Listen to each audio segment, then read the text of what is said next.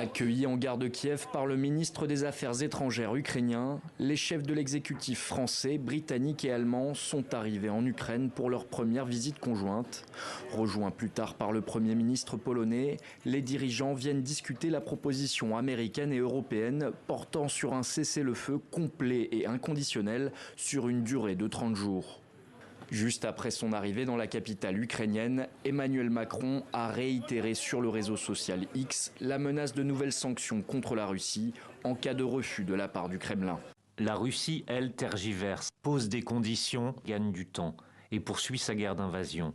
Si Moscou persiste à bloquer, nous renforcerons la pression en tant qu'Européens et en étroite coordination avec les États-Unis.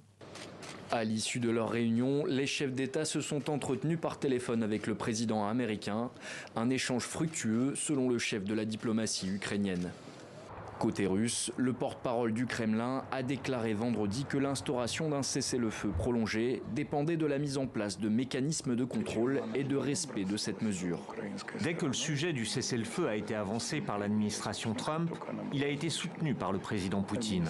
Mais il est très difficile d'en discuter en détail si aucune précision n'est apportée sur les nuances de la notion de cessez-le-feu.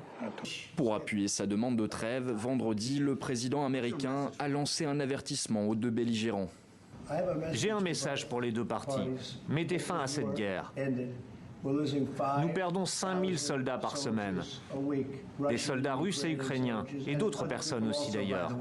Et je dis, mettez fin à cette guerre stupide. Une trêve de 3 jours était entrée en vigueur mercredi, unilatéralement ordonnée par le président russe Vladimir Poutine, à l'occasion des commémorations de la victoire contre l'Allemagne nazie à Moscou. Qualifiée de farce par le ministre des Affaires étrangères ukrainien, cette trêve n'aurait pas été suivie d'effet. Depuis son entrée en vigueur, l'Ukraine accuse la Russie de 734 violations.